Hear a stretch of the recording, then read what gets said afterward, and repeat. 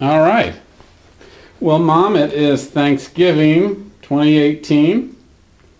Thrilled to be here with you, and thanks for being willing to answer some questions for me. Mm-hmm. So Well, I've I'm happy you all are here. been wanting to. I interviewed you one time, like 10 years ago at the cabin, you and Dad at I one time, remember. and I just have been interested in doing it again. So here we go. Are we in an archive? Yes, yes. This is on the record. So tell me what your childhood was like. I guess it was idyllic. I mean, I was an only child, and my folks made me mind, but I was the focus for them. And until my grandparents, my mother's parents died when I was 6 or 7, I was their focus, the only grandchild at that time. So everyone was good to me, and I had a lot of friends. A lot of my parents' friends were like my aunts and uncles. So I had a great time. I did. Were you born in St. James and then you moved to Well, Sedalia? yeah, she was actually, they lived in St. James, and she went to the hospital in Rolla and lived there until I graduated from high school, and then they moved to Sedalia when I came to St. Louis. Gotcha. So we'll skip to high school. What were you like in high school? Um, You were a cheerleader. I made good grades. I was a cheerleader. Your mom was an elementary school teacher, not high school. Correct. And she was your elementary school teacher She was my first grade teacher. All right, so that was first grade. But in high school, what were you like? Yeah, were you... Well, I had a lot of friends, liked to dance, and I was strong, but I was never into any particular sport, but they didn't have a lot of sports for girls at that time anyway. I played volleyball, and it was okay. I didn't care about softball. Was this in St. James? St. James. Gotcha. All 4 years in St. James. Graduated valedictorian, proud of that. My parents should be. were thrilled, but my mother kept me going on that all the time, I think. Yeah. And I'd taken music lessons, never played the piano well, but liked music. So it was, fun time. Good memories. You were a party girl.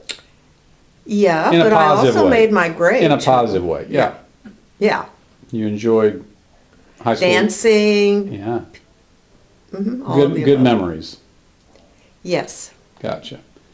How do you think, and I wish I had grandmother and buddy here, how do you think they would describe you? I know what, first of all, how many different nicknames? You were Tootie. Yeah. Was that the primary nickname you had growing up? I guess, yeah. What do you Susie think? Q, Yeah. Judy.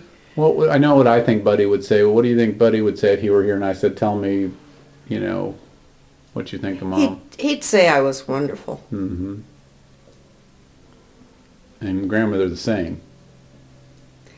Well, she would say, yes, she was good with my taking care of to see that she was. My leadership. With my That's right. leadership, Absolutely. I 'cause made her what she is. very much so. Yeah. And every now and then I get up in the morning and I think, well, which one do I look like more, my dad or my mom? And they're all coming out the older I get. Sure. Both great people. When you think about a fork in the road in your life, what was it and why did you choose that particular path? I can think of some, but... Yeah, I can think of 2 or 3. Just relating to me, I would say when I went to nurses training. That's the one I was thinking of. And that's me alone, Right, because that set me on the course of the trajectory of the rest of my life. right. What alternatives did you have at that time? Did you consider Basically, going? well, not from my folks, because my mother especially was determined I would be a nurse. Really? And go to Washington University. I wanted to go to Missouri U, and she said no. And one time, the first year at WashU, I was really homesick and really overworked and tired, and I said I want to quit. And my mother said, well, you can, but you'll have to go to work behind the counter in a 10-cent store. Drugstore. And I thought about that for maybe a half a second, and I just never said another word about leaving or quitting or not completing. I knew it was To her or in general? to anybody. That was it. That You- was it. You were That- hunkering down. Make it Yeah, happen. she was sometimes, I guess, harsh, Mm-hmm. but she was honest and realistic and Right. wanted me to do the right thing. You'd figure it out. What other forks in the road? Well, of course, when I met your dad, Mm-hmm. and How far? So you went through a couple years of nurse school, then you were a nurse 3 in years Barnes.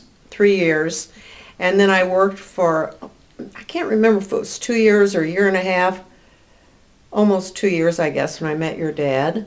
Around I was head nurse. 1958 or something like We that. met in 58, Mhm. yeah, when he came back here. So I was head nurse on the locked ward at Renard Psychiatric Hospital, and that's where we met. Yeah. Mm-hmm. Any other forks in the road that you want to talk about? Not really. Okay. Of course, the others, once you have children, everything creates a deviation in the road, but no, Yeah, somewhere those are the along there. major ones. Yeah, somewhere along there. I feel like it was maybe when I was born or maybe before. Did you stop nursing altogether when you had Robert and Jana, or did you? I worked part-time with Robert and then didn't work until after you were born and went back and took a refresher course. And a friend of mine was a psychiatrist at Renard, and they got they were given the money for a study on depression, and she needed a nurse to work with the patients. So I went back to work and worked part-time there for several Gotcha. years. And then your dad did EMGs at Mobab, and out of the blue said he needed some help there. And I said, well, I never really wanted to work with you. And, I mean, I just thought Sure. I'd keep my life Separate. separate.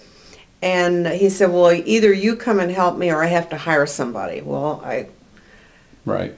I said, okay. And so I learned to do EMGs, and I did those with him 2 and 3 times a week for the next 20 years. It was a long time. Mm-hmm. I was maybe 12 or 13 or 14 when you At started the that? most, yeah. Yeah. I can't remember the exact year, but yeah, and I just couldn't believe how many years it went on. Mm-hmm. And then I stopped doing those before he retired because Missouri Baptist wanted to hire somebody. They wanted one of their employees to do work with him, which was fine. I was delighted Mm-hmm. because I knew death or divorce was the only thing ever going to get me out of Out of that there. job when you work for a relative, and Right. I didn't want that either alternative. Right. So that's why I've enjoyed just the freedom of not having to answer the bell. Mm-hmm. It's good. Let's see here. So tell me about a happy memory or two that you'll cherish forever. I mean, you have thousands, I'm sure, but Oh, I do. what are the first couple that come to mind? Well, the first one that comes to my mind is when I was Besides my birth, just mine specifically. That would be number one. that was exciting because you were what we wanted. Would you get me a Kleenex? Sure.